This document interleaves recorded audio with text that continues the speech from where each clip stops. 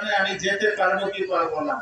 তারপরে আবার দূত আইসা তাদেরকে খবর দিত, হ্যাঁ হুজুর আপনি যাইতে পারবেন, পরিবেশ আপনার অনুকূলে আছে। এইরকম ভাবে বাদশাহ শিকারে গেছেন, শিকারে গিয়া ওই দিন খুব শিকার করছেন। খুব শিকার করার পরে বাদশাহ খুব উৎফুল্ল, খুব খুশি আনন্দিত। শিকার পাইলে মানুষ, গাঙ্গের মধ্যে মাছ পাইলে মানুষ খুশি হয় কিনা? মাছ শিকার করতে যায় না এই এলাকার মানুষ? যদি ইলিশ মাছ একটার জায়গায় 10টা উঠে তখন তো বেশি খুশি হয়। বাদশাহ শিকার অনেক করছে, করার পরে খুশি আনন্দিত। উজিরকে ডাইকা বলতেছে, উজির, উজির বুঝেন তো, মন্ত্রী মহোদয়, উজিরকে ডাইকা বলতেছে, উজির মিয়া তুমি তো আমার সঙ্গে অনেক দিন ছিলে, এখনো আছো, তো তুমি আজকের এই দিনে আমি খুব আনন্দিত, আমি খুব খুশি। এই জন্য আজকের এই দিনে তুমি তোমার যদি কোনো কিছু চাওয়ার থাকে আমার কাছে চাইতে পারো, যা চাইবো আমি তোমাকে দিব। বুঝে আসছে? উজির বলতেছে, হুজুর এত বছর আপনার সঙ্গে আছি, আপনি তো কোনো জিনিসের অভাব রাখেন না, কোনো জিনিসের অভাব তো আপনি রাখেননি, আপনার কাছে আর কি চাইবো? বলে না, তবুও তোমার মনের ভিতরে কোনো সুপ্ত আকাঙ্ক্ষা যদি থাকে, মনের ভিতরে গোপন কোনো আকাঙ্ক্ষা যদি তোমার থেকে থাকে, তাহলে তুমি আমাকে বলতে পারো, তুমি যদি যা চাও, যেটা চাও আমি তোমাকে দিয়ে দিব। তখন উজিরের একটু সাহস হয়েছে। মানুষের চাওয়ার কোনো শেষ আছে ভাই? মানুষের চাওয়ার কোনো শেষ আছে? মানুষের চাওয়ার কোনো শেষ নাই। উজির বলতেছে, হুজুর আপনার যে বিরাট সাম্রাজ্য, এই সাম্রাজ্যের মধ্যে এক কোণা দিয়ে আমাকে একটু যদি দিয়ে দিতেন, তাহলে আমি একটু বাদশাহ বাদশাহ হওয়ার মজাটা আমিও পাইতাম। তো উজির হওয়ার মজা তো পেয়েছি, কিন্তু আপনি যদি আপনার এই সাম্রাজ্যের মধ্যে এক কোণা দিয়ে আমাকে একটু যদি জায়গা ছেড়ে দিতেন, তাহলে আমি এখানে একটু বাদশাহীর মজা পাইতাম, আমিও সেখানে একটু রাজত্ব করতাম। কথা বুঝে আসছে কিনা? এখন বাদশাহ কাতেবকে ডাকছে, কাতেব মানে দলিল লেখক, দলিল লেখককে ডাইকে বলতেছে, এই কাতেব ইহা আ যাও, এখানে আসো, বসো, তুমি এখন লেখো যে এই উজিরকে আমি আমার সাম্রাজ্যের অর্ধেক তাকে দিয়ে দেব, কিন্তু আমার 3টা প্রশ্ন আছে, ওই 3টা প্রশ্ন আমি আমার উজিরকে দিব। এই 3 প্রশ্নের উত্তর 1 মাসের মধ্যে যদি সে এনে দিতে পারে সঠিক উত্তর, তাহলে আমি তাকে আমার সাম্রাজ্যের অর্ধেক তাকে দান করব। আর যদি সে এই 1 মাসের মধ্যে উত্তর দিতে না পারে, সক্ষম না হয়, তাহলে আমি মনে রাখো তার গর্দান নিয়ে আনি। কথা বুঝে আসছে কিনা? বাদশাদের খাম খেয়ালি, এই মনে চায় রাজ্য দিয়া দেয়, আবার এই মনে চায় তার গর্দান নিয়ে আনে। এখন বাদশাহ, আমার এতটুকু কথা বুঝতে পারছেন না আপনারা?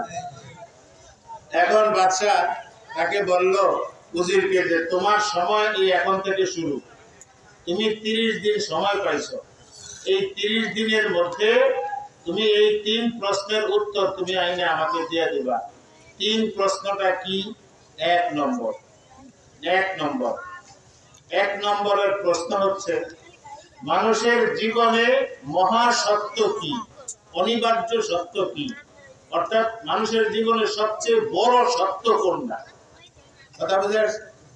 2 নম্বরের প্রশ্ন হলো, মানুষের জীবনে সবচেয়ে মিথ্যা কি, মানুষের জীবনে সবচেয়ে বড় ধোঁকা কি, এটা তুমি উত্তর দিবা। কয়টা প্রশ্ন হইল? 3 নম্বর হলো, মানুষের জীবনের সবচেয়ে বড় মজবুরি কি, অক্ষমতা কি, যেখানে মানুষ ফেল হয়ে যায়, এরকম মজবুরি, এই মজবুরিটা মানুষের কি? প্রশ্ন কয়টা হইল? এই 3 প্রশ্ন দিয়া উজিরকে পাঠিয়ে দিয়েছে, যাও তুমি উজির প্রশ্নের উত্তর নিয়ে আস। উজির বাড়িতে গিয়া এলাকার যত দানা বুঝেনি, মানে জ্ঞানী ব্যক্তি যারা ছিল, ওই জ্ঞানী ব্যক্তিদেরকে দাওয়াত করে আনছে বাড়িতে। বিশেষজ্ঞ, বুদ্ধিজীবী, ওই এলাকার যত আলেম ওলামা আছে, সব আলেম ওলামাকে ডাইকা উনি একটা মজলিস করছেন। ওই মজলিসের মধ্যে এই 3টা প্রশ্ন উনি কি করছেন, ভাই এই স্ট্যান্ডটা না হলে ভালো দেখা যায়, আমি দেখতে পারি ভালো। এই যে এটা কার, এটা কার?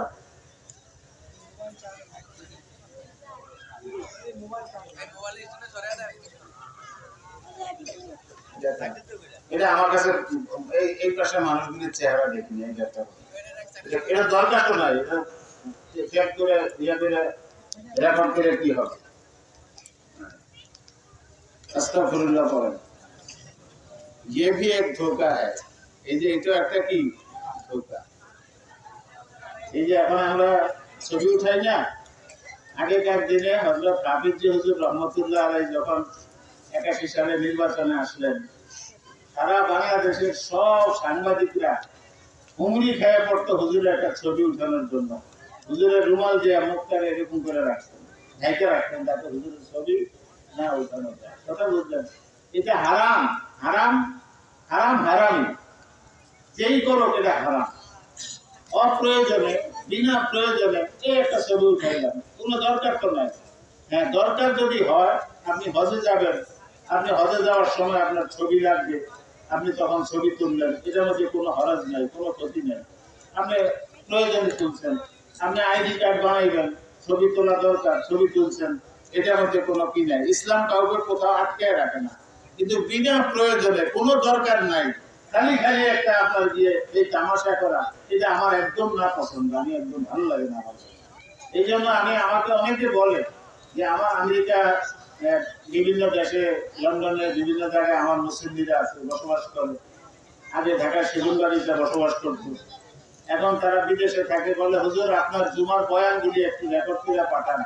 এমনকি ভাই আমার এখন ঠেকা হয় নাই, আমি যে আল্লাহ যেটুকু আমাকে দিয়েছে, আমি গিয়া গিয়া মানুষের কাছে দিনের কথা বলতে পারতেছি, এটাই আমার জন্য কি যথেষ্ট। এইটা যাদের প্রয়োজন আছে, যারা মনে করে এটা প্রয়োজন, তারা এটা করবে, আমার কোনো আপত্তি নেই, আমার কোনো অবজেকশন নেই। ওনারা করতেছেন করেন, কিন্তু ব্যক্তিগত ভাবে আমি এটা খুব বেশি একটা পছন্দ করি না, ভালো লাগে না, ভয় লাগে, ভয় লাগে। কারণ আমরা তো বড়দেরকে দেখছি, হযরত হাফিজ হুজুরকে দেখছি, শামসুল হক ফরিদপুর রহমতুল্লাহ আলাইহিকে দেখছি, হযরত মাওলানা হেদায়েতুল্লাহ সাহেবকে দেখছি, হযরত মাওলানা সফিউল্লাহ সাহেবকে দেখছি, ঢাকা বাংলাদেশের মাওলানা দেলোয়ার সাহেব বেনোয়ার হুজুরকে দেখছি। এই এলাকায় আমরা যারা এখনো যারা সাদা দাড়িওয়ালা, আমরা হযরত মাওলানা আব্দুল হক সাহেবকে দেখছেন, ওই সাদওয়ার হুজুর মোহাম্মদুল্লাহ সাহেবকে দেখছেন যে মোহাম্মদুল্লাহ সাহেব যখন মাদ্রাসায় যাইতো, ওই বা লক্ষ্মীপুরের বাড়ির থেকে ওসমানিয়া মাদ্রাসায় হাইটা যাইতেন, রুমালটা মাথায় দিয়া, নজরটাকে জমিনের মধ্যে দিয়া, তারপর ওসমানিয়া মাদ্রাসায় যাইতেন। কি বলেন আপনারা? সেই দেশ, সেই দেশ মাওলানা মোহাম্মদুল্লাহর দেশ, মাওলানা আব্দুল ওয়াদুদ সাহেবের দেশ। কত পরহেজগারি ছিল, কত গুনাহ থেকে বাঁচার কত রকমের কত শক্ত অবস্থান ছিল ওনাদের। আর আজকে আমরা মনে করেন যে গুনাহকে গুনাই মনে করি না। এই ওয়াজের ফায়দা কি হবে? সারা দিন ওয়াজ হইতেছে, আগে এত ওয়াজ হতো না। এই এলাকায় প্রত্যেক ঘরে ঘরে বলতে গেলে এখন ওয়াজ হয়, মসজিদে মসজিদে ওয়াজ হয়, মাদ্রাসায় মাদ্রাসায় ওয়াজ হয়।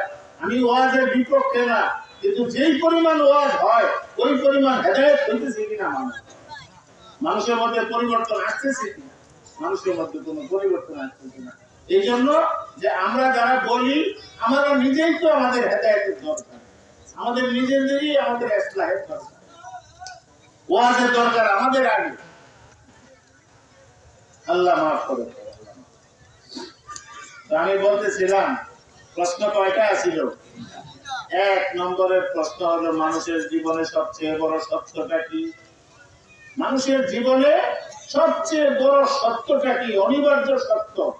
2 নম্বর হলো মানুষের জীবনে সবচেয়ে বড় ধোঁকা কি? 3 নম্বর হলো মানুষের জীবনে সবচেয়ে বড় মজবুরি কি? আল্লাহ আল্লাহ। এই প্রশ্ন নিয়ে উজিরে এই শহর থেকে আরেক শহরে, বন্দর থেকে আরেক বন্দরে ঘুরতেই আছে।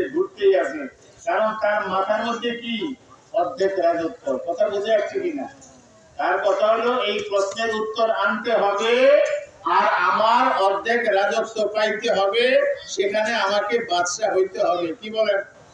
এই টেনশনে সে ঘুরতেছে পাগলের মতো। উজির মানুষ, চুলগুলি উস্কো পুস্কো, কাপড়গুলি ময়লা হয়ে গেছে, কোথাও কোথাও একটু নষ্ট হয়ে গেছে, আর খাওয়া নাই, নেওয়া নাই। এই গ্রাম থেকে ওই গ্রামে, ওই গ্রাম থেকে যেখানেই শুনে একজন বড় জ্ঞানী ব্যক্তি আছে, সেখানে সে দৌড়াইতেছে, দৌড়াইতে দৌড়াইতে দৌড়াইতে দৌড়াইতে তার 27 দিন শেষ হয়ে গেছে। কয়দিন শেষ হয়ে গেছে? সময় ছিল কয়দিনের? 30 দিন। এখন আর রয়েছে কয়দিন? এখন তো বেচারা খুব পেরেশান যে 27টা দিন শেষ হয়ে গেল, এখন পর্যন্ত আমি প্রশ্নের উত্তর নিতে পারলাম না, আমার তো গর্দান যাইব। কারণ যদি আমি না নিতে পারি তাহলে তো আমার গর্দান যাবে। আর পাওয়াটা কত বড় যে আমি আমার উনার রাজত্বের অর্ধেক পেয়ে যাব। সুতরাং আমাকে প্রশ্নের উত্তর জোগাড় করতেই হবে। মানুষ যখন কোন লক্ষ্য সামনে রেখা যখন মানুষ চলে, তখন মানুষ কিভাবে হাসিল করব, কিভাবে পাবে এই খবর নাই, সে তার চেষ্টা চালিয়ে যেতে থাকে। ঠিক কি না?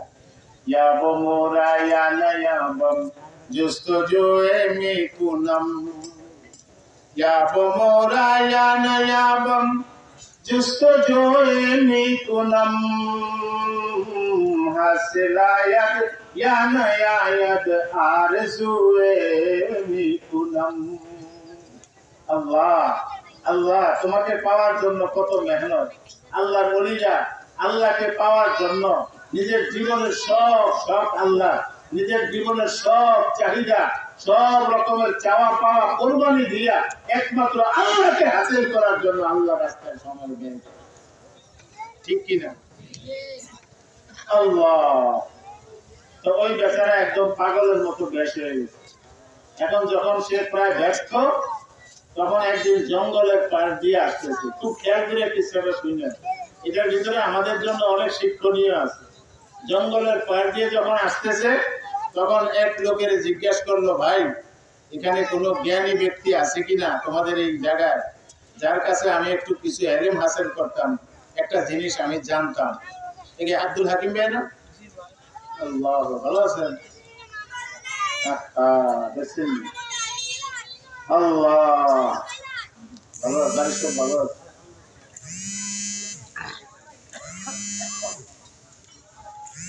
তোমাদের এখানে কোন জ্ঞানী মানুষ আছে কিনা? বলে হ্যাঁ, একটা লোক আছে জঙ্গলের ভিতরে, একটা কুড়ে ঘর, ছোট্ট ঘরের মধ্যে থাকে, আল্লাহর ওলি।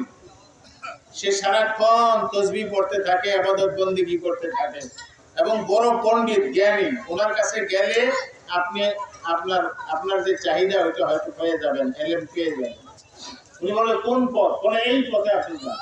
উনি পথ দিয়া যাইতে যাইতে দিয়া দেখে জঙ্গলের মধ্যে একটা ছোট্ট ঘরের মধ্যে আল্লাহর একজন ওলি বুজুর্গ, উনি বসে বসে তাসবিহ পড়তেছেন, আল্লাহর জিকির করতেছেন, আল্লাহ জিকিরের মধ্যে রত। তো উনি গিয়ে সালাম দিছে, হুজুর আসসালামু আলাইকুম। বলে আসেন আসেন, বসেন ভাই, আইয়ে বাইরে যাইয়ে।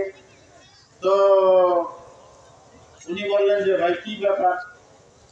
তখন ওই লোক বলতেছে, ওই বুজুর্গ বলতেছে, উজির সাহেব, ও উজির সাহেব, আপনি সঠিক জায়গায় এসেছেন।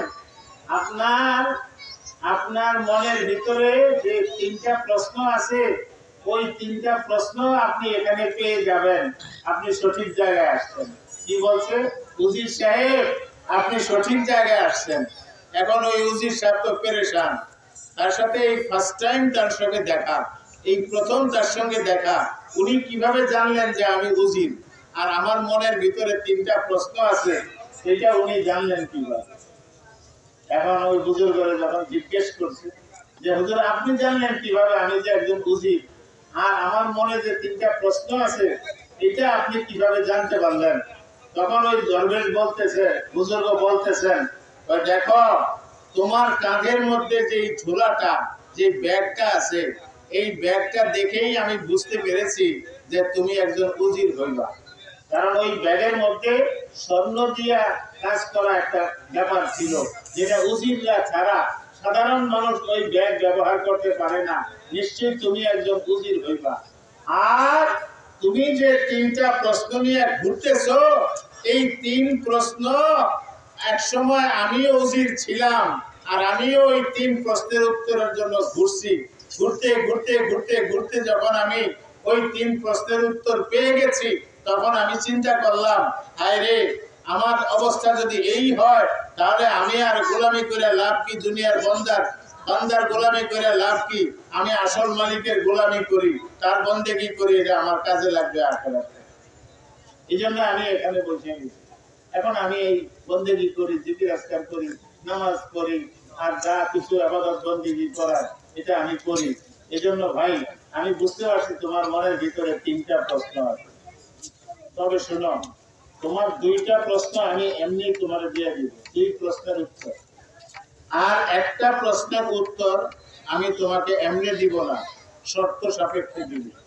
আমার শর্ত তোমাকে মানতে হবে। বলে হুজুর কি চান? আমার কাছে সোনা গয়না যা আছে, টাকা পয়সা, আশরাফি, তখন তো টাকা বলতো না, আশরাফি বলতো। এই আশরাফি আপনি নিয়ে যান, নিয়ে আপনি আমাকে কি করেন? প্রশ্নের উত্তরটা দিয়ে দেন। বলেন না, এটা আমার ইচ্ছা মতো হইতে হবে। আমি যা চাইবো সেটা যদি তুমি করো, তাহলে তোমাকে আমি প্রশ্নের উত্তর দিব। ওই 3 প্রশ্নের উত্তর আপনারা জানতে চান কিনা? 1 নম্বর, कुल्लु नफ्सिन ज़ाइक़तुल मौत, यहाँ हम सब मुसाफिर हैं, वही आखिर ठिकाना। यहाँ हम सब मुसाफिर हैं, वही आखिर ठिकाना। कोई आगे रवाना है, कोई पीछे रवाना। ওই যে আমার আগের কথা, আমরা দুনিয়াতে যতদিন আছি, যত সময় আছি, যতটা মুহূর্ত আমরা দুনিয়ার মধ্যে আছি, আমার আল্লাহ কোরআনে কারিমের মধ্যে আমাদেরকে জানিয়ে দিয়েছেন, এক লম্হা ওয়াক্ত দুনিয়া মে রোক নেই सकते। একটা মুহূর্ত সময় তোমার যখন সময় এসে যাবে, তুমি দুনিয়াতে থাকতে পারবে না। ইজা জা আজালুহুম লা ইস্তাখিলুনা সাআতাও সাআ। এক লম্হা সময় তুমি কি করতে পারে না, ওয়ালা ইস্তাখিরুন, দেরিও করা যাবে না। এক লম্হা সময় যখন তোমার ডাক আসবে, সেই জিনিসটার নাম হলো মৃত্যু। মানুষের জীবনে সবচেয়ে বড় সত্য হচ্ছে মানুষের মৃত্যু। ঠিক কি না? কি ভাই, এটার মধ্যে কোনো অসুবিধা আছে? বুঝতে কোনো অসুবিধা আছে?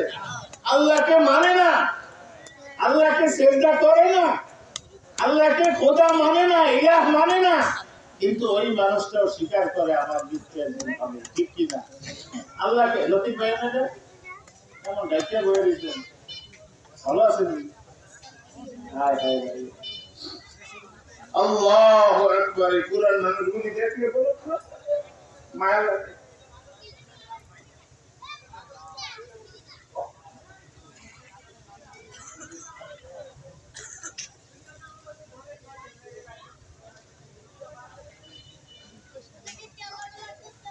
আল্লাহ,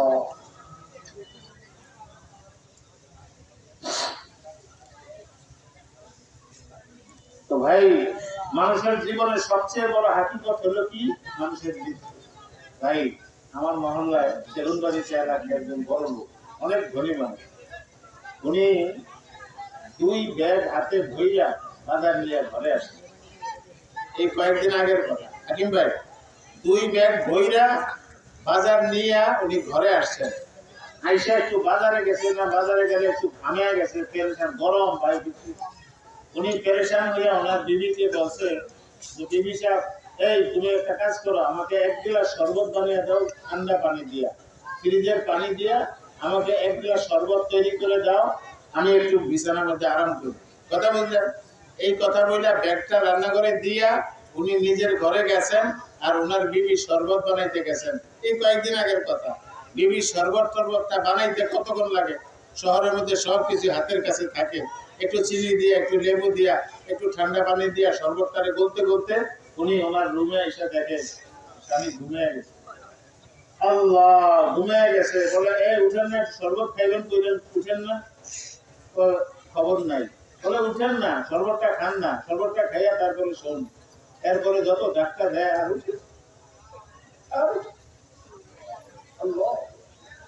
আমাদের সঙ্গে সঙ্গে ফোন করছে, হুজুর আপনার ভাইয়ের জানে কি হয়েছে, এই মাত্র বিছানার মধ্যে শুইল, এখন দেখি যে কোনো স্পন্দন নাই। মেরে ভাইও এই অবস্থা আমার আপনার আমাদের সকলে আমরা প্রতিদিন দেখি।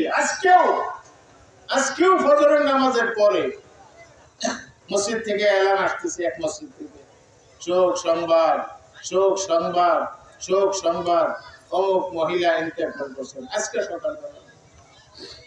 এই যে ফেসবুক যারা চালায় তারা বলে যে ফেসবুকটা খুললেই দেখি যে কেউ না কেউ মারা গেছে, কেউ না কেউ দুনিয়া থেকে চলে গেছে। কি ভাই ঠিক কিনা দেখি না? দেখি না? আল্লাহ, আমি আমার বাবাকে দেখছি।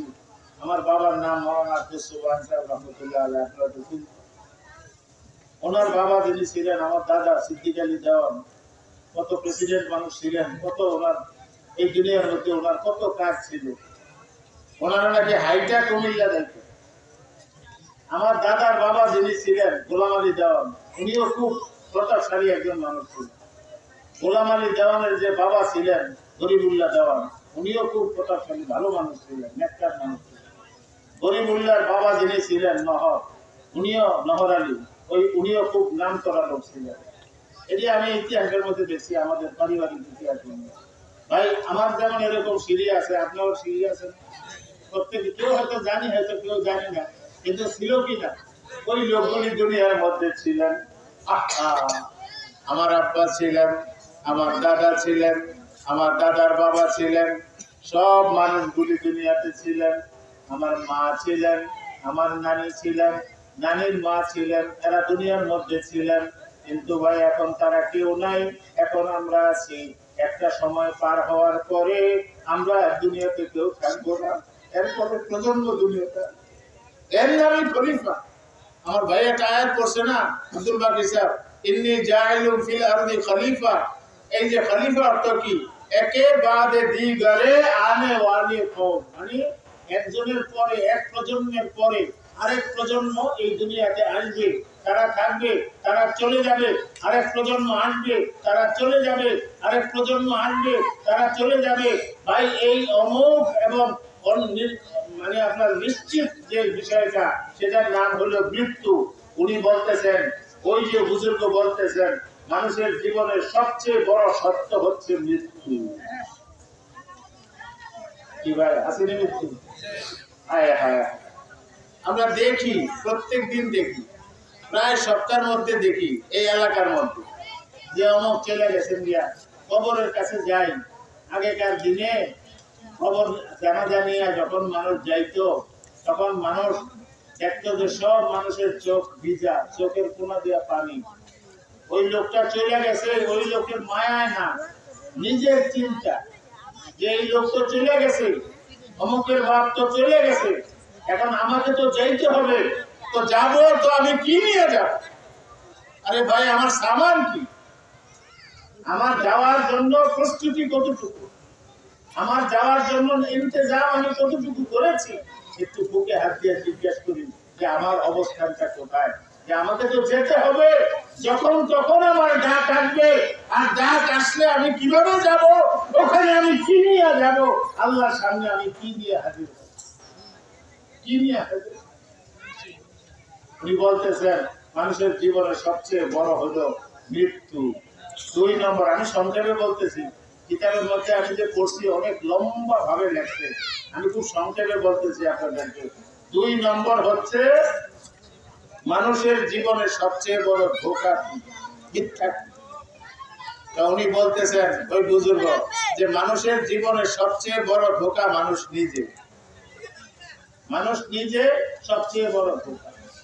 আমি এই করব, আমার এই প্ল্যান, আমার মাঝে মাঝে আমারও মনে করেন আজকে প্রায় 50 বছরের উপরে ঢাকায় থাকি, কিন্তু এখনো নিজের একটা হোল্ডিং নম্বর আমি করতে পারি। হোল্ডিং নম্বর বুঝেন? মানে একটা বাড়ি, নিজের জন্য একটা আবাস। ঢাকা শহরে আমি আজ পর্যন্ত কিছুই করতে পারি নাই। তখন মাঝে মাঝে চিন্তা উঠে, দুনিয়া থেকে এখন যদি চলে যাই তাহলে বাচ্চাগুলি যে কি কোথায় কি হবে, এরকম টেনশন করি। আবার যখন চিন্তা করি আমি কেন এই যে একজন প্রধানমন্ত্রী কয়েকদিন আগে বিদায় হইল বাংলাদেশ থেকে, তার একজন চাপরাশি চা আনে ঘরের মধ্যে, চা এনে দেয়। এদেরকে কি বলি আমরা? পিয়ন বলি এখন। এই পিয়নের নাকি 450 কোটি টাকা তার কাছে সে কামাই করছে, এবং হেলিকপ্টার ছাড়া সে গ্রামে যায় না। সে এখন কোথায়? সেই প্রধানমন্ত্রী এখন কোথায় বলেন না আপনারা? কোনো খবর আছে? আরে বাপরে বাপ, কত প্রতাপ, কত তার আপনার গিয়ে দোর্দণ্ড প্রতাপশালী একজন প্রধানমন্ত্রী। সে এখন নাই, খবর নাই তার। আমরা কেউ জানি না, সহিভাবে বলতেও পারবো না সে আল্লাহর জমিনের কোথায় আছে, কিভাবে আছে। মেরে ভাইও, আমি এই যে আপনি, আমরা সবাই, আমাদের জীবনেরটাই একটা ধোঁকা। মানুষ মনে করে যে আমি এটা করব, আমি সেটা করব, আমার এই করতে হবে, আমার এই করতে হবে। কিন্তু একটা সময় তাসের ঘরের মতো সাগরের পারে বাচ্চারা ঘর বানায়, খেলনা বানায়, ঘর বানাইয়া যখন একটু রাখে, একটা ঢেউ আসে, সব বালু এগুলি আবার সাগরের পানির সঙ্গে চলে যায়। ঠিক কিনা? এই ভাই, এই বাবা, কথা বলো, হ্যাঁ উঠিয়ে না, তুমি বসো, কথা বলো না। হ্যাঁ, মানুষের জীবনে সবচেয়ে বড় মিথ্যা ধোঁকা হচ্ছে মানুষের জীবন। কথা বুঝে আসছে কিনা? এই দুইটা বলার পরে 3 নম্বর প্রশ্নের উত্তর দিতে গিয়া দেখেন ভাই, ধোঁকা কেন না, আমরা কি প্রস্তুতি আমাদের আছে বলো। এই যে আপনি বিমানে যখন যাবেন তখন আপনাকে প্রথমে বোর্ডিং কার্ড দিবে। এখন আমার হাতে বোর্ডিং কার্ড আইসা বসছে, মনে করো আমার হাতে বোর্ডিং কার্ড আইসা বসছে। যার হাতে বোর্ডিং কার্ড আইসা বসছে সে কি বলতে পারবে, সে কি এই কাজ করতে পারবে যে একটা ব্যাগ এই জায়গায়, আরেকটা ব্যাগ এই জায়গায়, সামানপত্র বিছানা বিক্ষিপ্ত, এটা কি কারো সম্ভব? তার সব কিছু গোছানো থাকবে এবং সে স্ট্যান্ড বাই থাকবে যে ডাক আসার সঙ্গে সঙ্গে বিমানে গিয়া আমাকে বসতে হবে। কি বলো, ঠিক কি না? যারা বিদেশে যায় দেখবে কত স্ট্যান্ড বাই থাকে, তারা কত তৈরি হয়ে থাকে, কোনো কারণে আবার বিমানটা ফেল না হয়ে যায়। কি বলো, ঠিক কি না? আমরা যারা আছি যে আমরা তো জানি না আমাদের মৃত্যু কালকে হবে না, এখন হয়ে যাবে। তাহলে আমাকে কি করতে হবে? মৃত্যুর জন্য স্ট্যান্ড বাই হয়ে থাকতে হবে। আমাকে একদম তৈরি থাকতে হবে যে হ্যাঁ, আমাকে দুনিয়া থেকে চলে যেতে হবে। ঠিক কি না? ঠিক কি না? কিন্তু আমরা কি করি?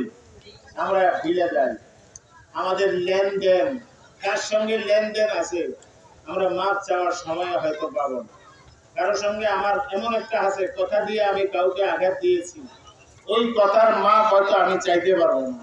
আপনি একজনকে কথা দিয়ে আঘাত দিয়েছেন, আপনি ভাইয়ের সম্পদ নিজে লুণ্ঠন করছেন, ভাইয়ের হক মারছেন, বন্দার হক মারছেন। এরকম আসেনি আমাদের দেশে? বলেন, একজন আরেকজনের হক নষ্ট করে এরকম আছে কিনা? ভাই, এই লেনদেন কবে আপনি শুদ্ধ করবেন? আপনার নামাজ জীবনে, আপনার মনে করেন কয়েক হাজার নামাজ এখনো কি হয় নাই, কাজা আদায় হয় নাই, আপনি কি করবেন? আপনার অনেক রকমের বিক্ষিপ্ত জীবনটা বিক্ষিপ্ত, এই বিক্ষিপ্ত জীবন সামনে রেখা আপনি দুনিয়া থেকে চলে যাবেন, এটা কি বুদ্ধিমানের কাজ হবে? না জীবনটাকে গুছাইয়া তারপরে দুনিয়া থেকে যাওয়াটা, এটা আপনার বুদ্ধিমানের কাজ হবে। তো গুছাবেন কবে? বোর্ডিং কার্ড তো এসে গেছে, বোর্ডিং কার্ড এসে গেছে। কি বলে, ঠিক কিনা? আল্লাযী খালাকাল মাউতা ওয়াল হায়াতা লিয়াবলুয়াকুম আইয়ুকুম আহসানু আমালা। আপনার তো বোর্ডিং কার্ড এসে গেছে। আপনার জন্ম যখন হয়েছে তখন মৃত্যু অনিবার্য, অনিবার্য মৃত্যু যখন, তখন আপনি আপনাকে কবে তৈরি করবেন? আমি কবে তৈরি করবো? আমার তো সব বিক্ষিপ্ত, আমার সব এলোমেলো। এই এলোমেলো অবস্থা রেখে আমি দুনিয়া থেকে যেতে চাই, আপনারা কেউ চান? তাহলে আমাদেরকে কি করতে হবে? এখন থেকে, এই মুহূর্ত থেকে আমাকে প্রস্তুতি নিতে হবে। ভাই, ওয়াজ একটু কম শুনলেও অসুবিধা নেই, ওয়াজ একটু কম শুনলেও কি নাই, অসুবিধা নাই। কিন্তু যতটুকু শুনলাম ওই শোনাটাকে আমলে পরিণত করা, এটা হলো বুদ্ধিমানের কাজ। যা শুনলাম এটাকে কি করব? আমলে পরিণত করা। তাইলে প্রশ্ন কয়টার উত্তর দেওয়া হইল? 2 প্রশ্নের উত্তর দেওয়া। একটা হইল মানুষের জীবনে সবচেয়ে বড় সত্য কি, আর 2 নম্বর হলো মানুষের জীবনে সবচেয়ে বড় ধোঁকা কি, মিথ্যা কি। এই 2টা প্রশ্নের উত্তর উনি দিয়ে দিলেন। এরপরে 3 নম্বর প্রশ্নের উত্তর ওই উজির বলতেছে, হুজুর তাইলে এই সাথে সাথে ওইটাও বইলা দেন। না, ওইটা বলবো না। বাদশাহ ওই বুজুর্গের পাশে এক বাটির মধ্যে একটু দুধ ছিল, দুধ। ওই দুধ, ওনার একটা কুকুর ছিল, কুকুরটা দুধ পান করতেছিল। এখন উনি করছে কি, বাটিটা উঠাইয়া ওই উজিরের সামনে রাখছে, রাইখা বলতেছে, আপনার টাকা পয়সা আমার দরকার নাই, শুধুমাত্র এই কুকুরে যে দুধ পান করছিল যে বাটির মধ্যে, এই বাটির দুধগুলি আপনি একটু পান করবেন, বাস। তাইলে আমি প্রশ্নের উত্তর দিই। কথাটা বুঝে আসছে কিনা? কুকুরের ঝুঁটা আপনাকে খেতে হবে। কুকুরের ঝুঁটা যখন আপনি খাবেন, কুকুরের ঝুঁটা খাওয়ার পরে আপনার প্রশ্নের উত্তর আমি দিয়ে দেব। তখন উজির কি করে জানেন? तो भाई तुम्हारा दिमाग ठीक है, तुम जानते हो मैं कौन हूँ, मैं वजीर आजम हूँ, আমি তো वजीर आजम, তুমি জানো তোমার মাথা কি খারাপ হয়ে গেছে? এই বুজুর্গ আপনার মাথা খারাপ হয়ে গেছে। आप जानते हैं आप मैं कौन हूँ? কারণ আমরা তো সবাই যার যার জায়গায় হামসে বড় ডাঙ্গারানি, আমার সে বড় কেউ নাই, এরকম একটা ভাব থাকে কিনা বলেন? প্রত্যেক মানুষের মধ্যে এই জিনিসটা থাকে। ঘরের মধ্যে গেলে কেউ কোনো জায়গায় যদি জায়গা না পায়, কোনো জায়গায় যদি ফুটানি দেখাইতে না পারে, তখন ওই ফুটানি গিয়া ঘরের মধ্যে গিয়া বিবি সাহেবের মধ্যে দেখায়, বিবি সাহেবের কাছে গিয়া বেটাগিরি দেখায়। কি কর ঠিক কি না? আর দুনিয়ার মানুষের সঙ্গে কত হাসি খুশি মেজাজ, ভালো মেজাজ, ঘরে গিয়া মুড অফ করে রাখে, ঘরে গিয়া মুড ভালো থাকে। এই ধমক দেয়, এই বাচ্চাদের ধমক দেয়, এই স্ত্রীদের এমনকি মারে পর্যন্ত বিবিদের। যারা বিবিদেরকে প্রহার করে, যারা বিবিদের গায়ে হাত উঠায়, তাদের মতো বড় কাপুরুষ দুনিয়াতে আর কেউ নেই। আমার এক ভাই আছে, তো সাংসারিক কথা বলি, আমার এক ভাই আছে, খুব বেশি শক্তিশালী আছে, যৌবন কাছে লেখাপড়া করেনি, আব্বা অনেক চেষ্টা করছে, তার আব্বাও চেষ্টা করছে, আমার যেটা তো ভাই আর কি, আমার যেটা ছিল। তো উনি বিয়ে করছেন, বিয়ে করার পরে ওনার বিবি একটু অন্য ডিস্ট্রিক্টের মেয়ে, তো চাঁদপুরের কালচারের সঙ্গে মিশতে একটু অসুবিধা হয় না? বিয়ে শাদীর ক্ষেত্রে দেখবেন আঞ্চলিকতার একটা প্রভাব আছে। আপনার চাঁদপুরের মানুষ একরকম খায়, নোয়াখালীর মানুষ একরকম খাওয়া দাওয়া করে, কথা বলে, একটু নদীর ওই পারে বরিশাল গেলে আবার একটু অন্যরকম কথা, অন্যরকম খাওয়া দাওয়া, আবার উত্তরবঙ্গে গেলে একরকম হয় না এরকম। তো উনি একটা ভিন্ন জেলায়, বিশেষ একটা জেলায় বিয়ে করছেন, করার পরে ওনার বিবি আইসা অনেক যন্ত্রণা দেয়, আমাদের বাড়িতে অনেক যন্ত্রণা দেয়, বিরক্ত করে। তো একজনে বলে যে এই তুই বউ এরকম করে, তোর বউর একটু শাসন করতে পারছ না? তখন আমার ভাই বলে কি জানেন, উনি বলে আমি গ্রাম দেশের একটা কথা, তো মাসি মাইরা নিয়ে হাত লোদাইছি, মাসি মাইরা হাত লোদাইতাম, মানে এটা একটা মাছি। আরে ভাই এরা তো অবলা, এরা তো একটা অসহায়, তার বাবা মা আত্মীয় স্বজন ভাই বেরাদর সব রাইখা আপনার সঙ্গে আল্লাহর পক্ষ থেকে আল্লাহর ফয়সালা অনুযায়ী আপনার ঘরে এসে বউ হয়েছে। এই বউটাকে কদর করা কত বড় সওয়াবের কাজ, আপনারা কল্পনা করতে পারবেন। যে জিনিসটা আমাদের নবী সাল্লাল্লাহু আলাইহি ওয়াসাল্লাম উনি ওনার জীবনে উম্মাহাতুল মুমিনিনদের সঙ্গে আচরণ করে আমাদেরকে শিখিয়ে গেছেন যে কিভাবে বিবিদের সঙ্গে আচরণ করতে। প্রসঙ্গক্রমে একটা কিসসা মনে হয়েছে, বলবো নি হযরত থানভী রাহমাতুল্লাহ আলাইহি কিতাবের মধ্যে লেখেন, এক রিকশাওয়ালা অনেক দিন থেকে মুরগি খাওয়ার খুব শখ, মুরগি খাওয়ার ইচ্ছা। এখনকার যুগের এই ব্রয়লার মুরগি না, আগেকার দিনে আপনার মনে আছে না, আমরা মা খালারা মুরগি রানলে মুগ ডাল দিয়ে যদি মুরগি রাখতো, তাহলে আশেপাশে 2-4 ঘর খবর হয়ে যেত যে এই ঘরের মধ্যে মুরগা রাঁধছে। আমরা বলতাম মুরগা, আপনারা কি করতেন? মুরগার গোস্ত রাঁধছে। আমগো বাড়িতে আমার ড্যাডি হক সাহেবের যে বিবি আছে, হক সাহেবের নাম শুনছেন না? মনে আছে নি? হক সাহেবের আসলে 8 মাইয়া, তো হক সাহেবের 8 মেয়ে 8টা জামাই। আমগো ড্যাডিজি একটা বড় ঘর বানাইছে, মুরগি পালতো, বড় করে বেশি করে মুরগি পালতো আমার ড্যাডি। তো এক জামাই একজনের পর একজন রুটিন পায় আসতেই থাকতো জামাইরা, 8টা জামাই, বুঝলেন না? আজকে আইছে, কালকে আবার আরেকজন আইছে, এক সপ্তাহ পরে আরেকজন আইছে। আইলেই করতো কি, আমার জেডি মুরগির ঘরের মধ্যে হাত দিত, দিয়ে একটা মুরগি ধরিয়া, আর মুরগি ধরতে গেলে কি হয়, আওয়াজ হয় একটা কক কক কক কক কক কক করে নিও, মুরগি করে নিও। তো আমগো বাড়িতে একটু রসিদ মানুষ আছে, আমার ভাই যেটা তো ভাই হাকিম দেওয়া, এই হাকিম দেওয়ার নামে না, এই করতো কি, আরে এটা ভুলই হয়ে গেছে যে আল্লাহর আগেই ফোন দরকার ছিল কি, এইবারের ফোলা না হয়ে যদি এইবারের জামাই হইতাম, তাইলে মাঝে মাঝে মুরগি খাওয়া যায়। রিক্সাওয়ালার মুরগি খাওয়ার শখ হয়েছে, অনেকদিন টাকা জমায়া একটা মুরগি কিনছে, কিনা বাড়িতে আইছে, আয়া আওয়াজ দিছে বিবি সাহেব, বিবি সাহেব কাহা হো? তখনকার বিবি সাহেবরা জামাই বাড়িতে আইলে তাড়াতাড়ি করে হাত পা মুছে টুচ্ছে দিয়ে সামনে খাড়িয়ে বলতো, আচ্ছা কোন কি কি ব্যাপার নাকি? আর এখনকার যুগের শহরের মহিলারা যদি ডাক দেয়, এই কাহা হো, কই তুমি? আরে রাখো তোমার, তুমি কি করবা করো, টেবিলে ভাত দেওয়া আছে, ভাত খেয়ে নাও, আমি একটা সিরিয়াল দেখতে আছি, আমার সিরিয়ালটা শেষ হোক। কি বলেন, কি সিরিয়াল বুঝেন যে আপনারা আসেনি এই দেশে, এই সিরিয়াল দেখানোর তালে খাচ্ছে। তো এখনকার বিবিরা আর আগের বিবিরা অনেক বেশ কমছে। তো ওই রিক্সাওয়ালা বিবি সাহেবের ডাক দিয়া বলে, বিবি সাহেব বড় অনেকদিন থেকে মুরগির গোশত খাওয়ার বড় ইচ্ছা, আজকে বহু কষ্টে টাকা জমাইয়া তোমার জন্য একটা মুরগি আনছি, তুমি সুন্দর করে রান্না করো, আমি গোসল গোসল করে নামাজ টামাজ করে আসি, তারপরে একসঙ্গে দস্তরখান দিছি খাবো। কথা বুঝে আসছি? দস্তরখান আসেনি আপনার ঘরে? হায় হায় हाय सुन्नत है मेरे पेश नजर कल्बों में अल्लाह, सुन्नत है मेरे पेश नजर कल्बों में अल्लाह,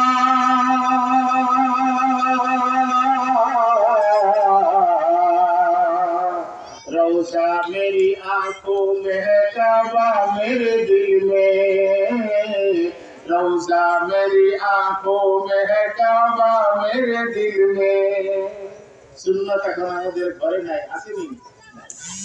বিবি সাহেবরে কইছে, তুমি একটু ভালো করে রান্না করো, তো আমি গোসল করে নামাজ টামাজ করে একসঙ্গে বসে খাবো।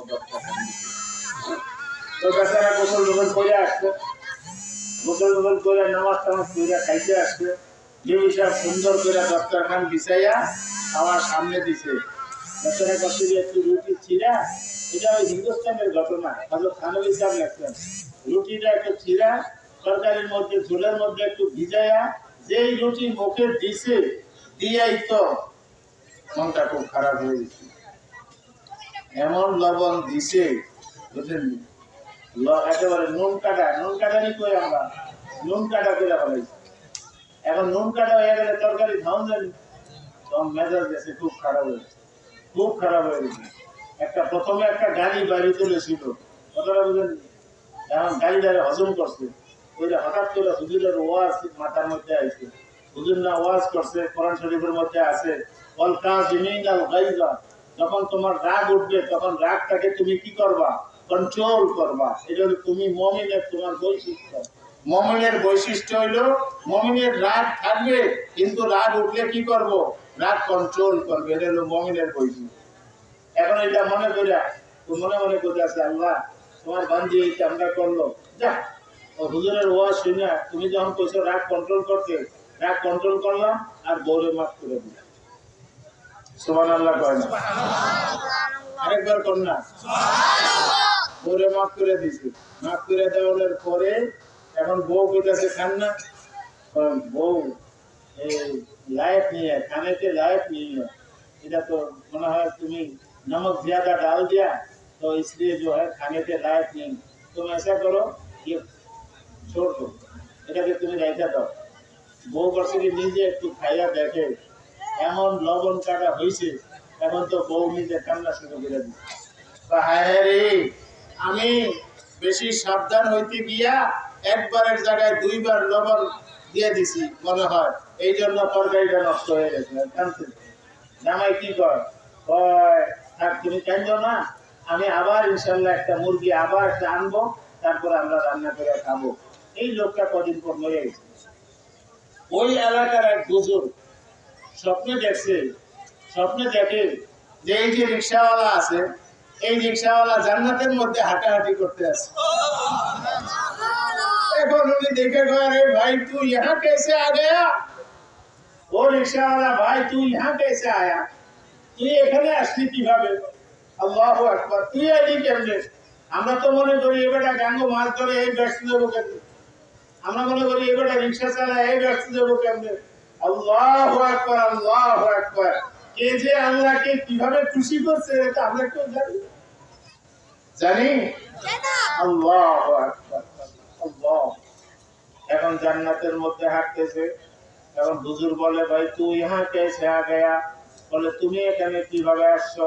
তখন ওই লোকটা বলতেছে, হুজুর मैं तो गुनहगार आदमी हूँ, इस या का एतराफ है, काबिल नहीं हूँ मैं, मुजरिम तो हूँ पर खुदा बागी नहीं हूँ मैं, इस या का एतराफ है, काबिल नहीं हूँ मैं, मुजरिम तो हूँ पर खुदा बागी नहीं हूँ मैं।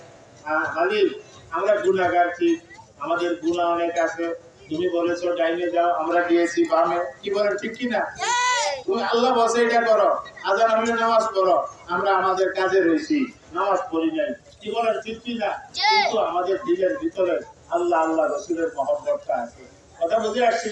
ওই লোক বলতেছে, হুজুর আমি তো গুনাহগার মানুষ, আমার তো কোনো নেকি ছিল না, জান্নাতে আসার মতো কোনো যোগ্যতা আমার ছিল না, কোনো যোগ্যতাই আমার নেই।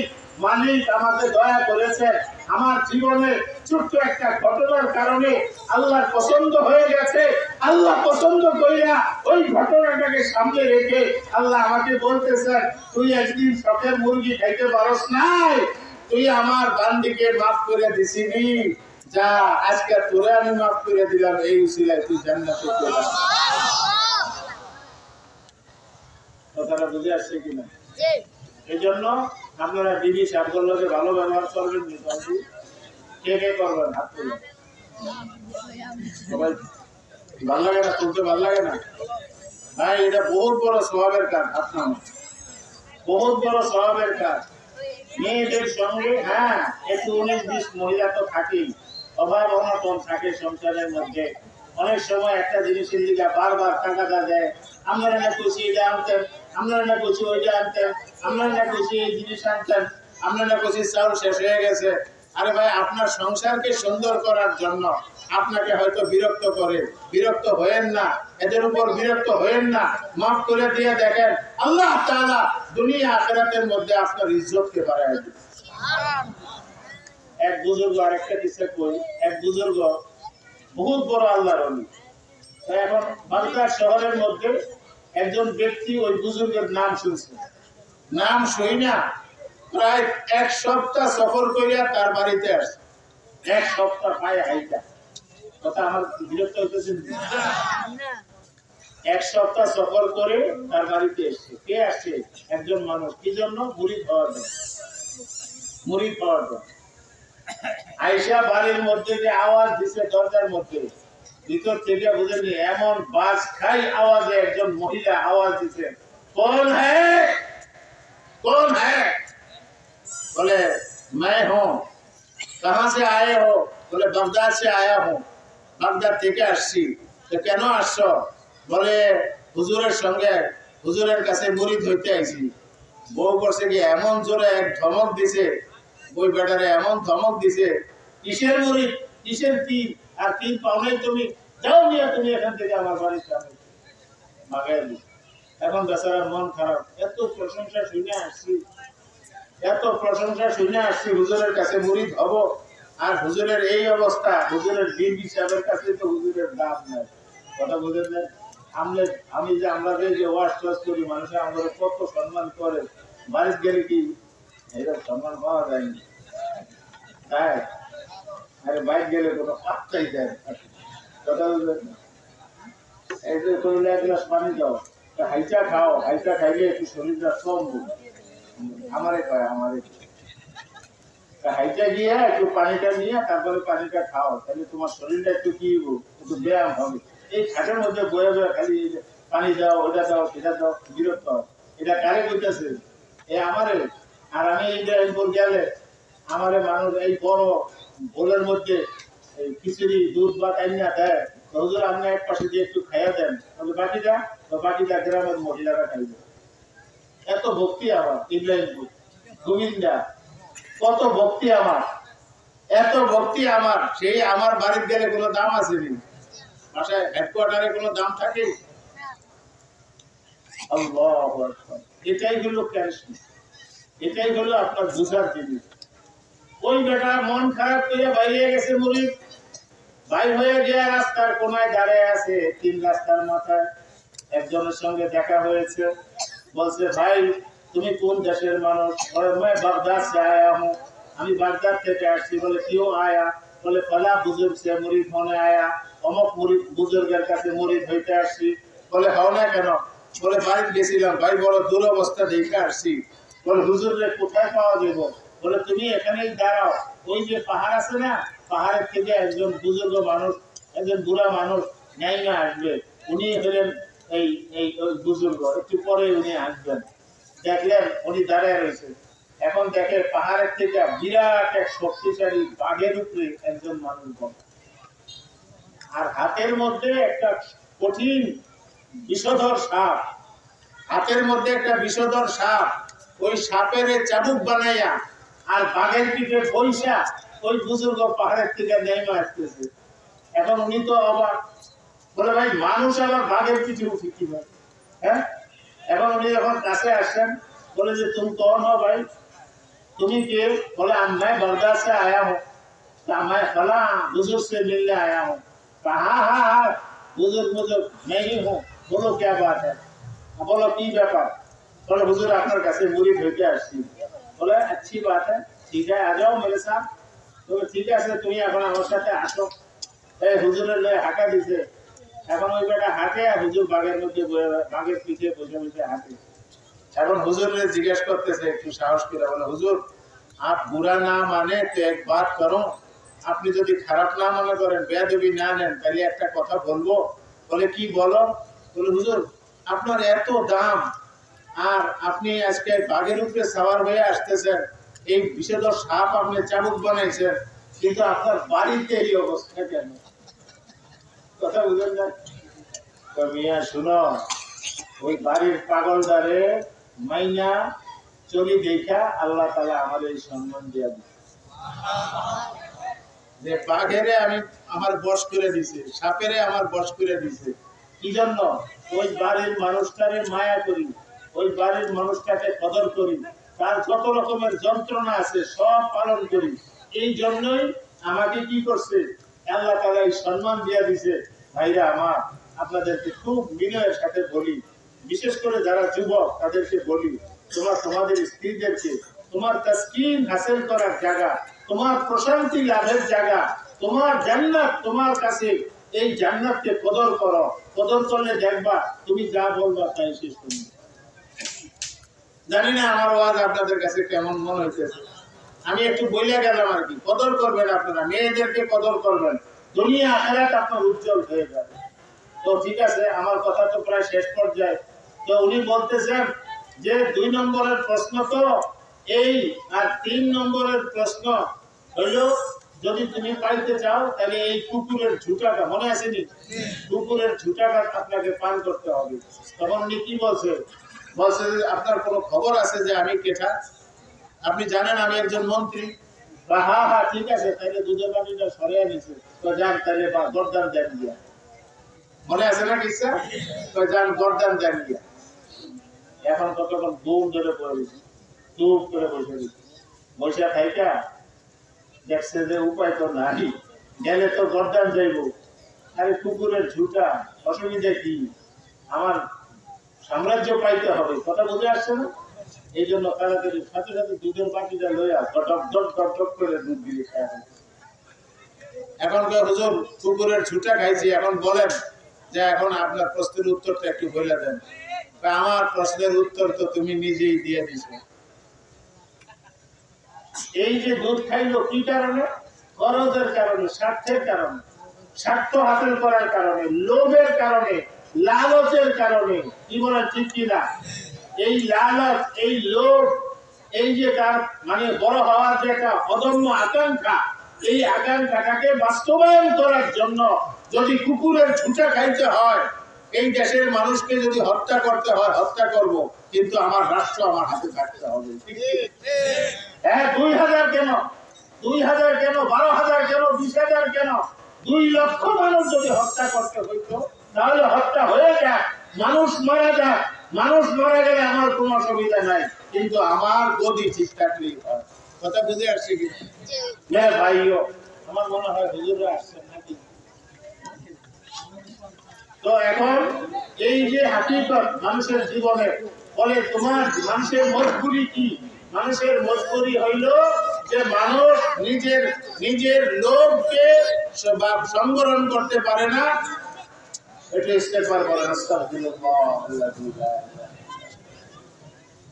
ওয়া তুবু ইলাইহি লা হাওলা ওয়ালা কুওয়াতা ইল্লা বিল্লাহ।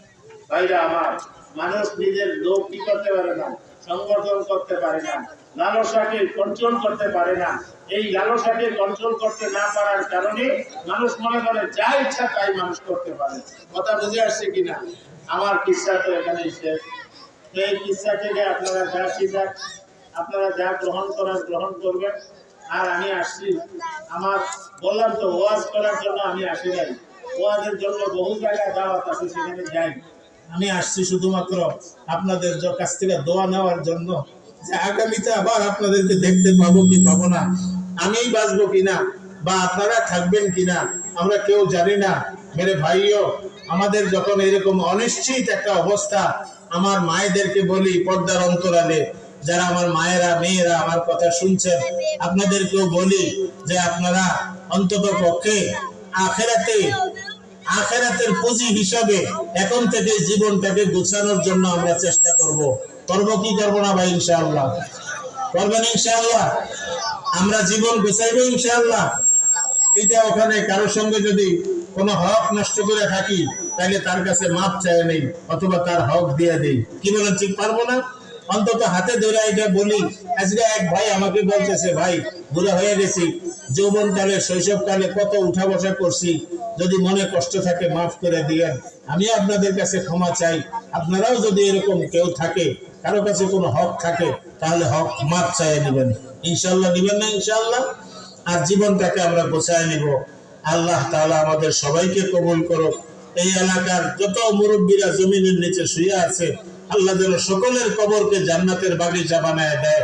আল্লাহ এই এলাকার যত ছেলেপেলেরা বিদেশে আছে, আল্লাহ যেন সকলকে কামিয়াব রাখেন, কামিয়াব করেন। এই মাহফিল যারা কষ্ট করে মুনাকিদ করছে, এই মাহফিলকে যারা অর্থ দিয়ে সাহায্য করছে, বিশেষ করে আমাদের হাফেজ ইউনুস সাহেব সহ আমার ভাগিনা আপনার গিয়ে নাসির সহ, মাওলানা নাসির, হাফেজ নাসির, এরকম ভাবে আরো অন্যান্য যারা আছেন, আমি সকলের নাম তো আমার মনে নাই। আল্লাহ তাআলা সকলকে যেন উত্তম জাযায়ে খায়ের দান করেন। এবং প্রতি বছর আপনারা এই মাহফিলটা করবেন না ইনশাআল্লাহ? প্রতি বছর এই মাহফিলটা জারি রাখবেন। আমাকে আপনাদের মেহমান হিসেবে দাওয়াত দিতে হবে না, এমনি বললেই, তাই জানাইলেই ইনশাআল্লাহ সুযোগ থাকলে আমি এমনিতেই আসবো। আল্লাহ তাআলা আমাদের সবাইকে কবুল করুক। সবাইকে আল্লাহ তাআলা নিজের জীবনকে সাজানোর গোছানোর তৌফিক দান করুক। আমিন। ওয়া আখির দাওয়ানা আলহামদুলিল্লাহি রাব্বিল আলামিন। আসসালামু আলাইকুম ওয়া রাহমাতুল্লাহি ওয়া বারাকাতুহু। এখন মাইকের আওয়াজটা ঠিক আছে? ও ওই জন্য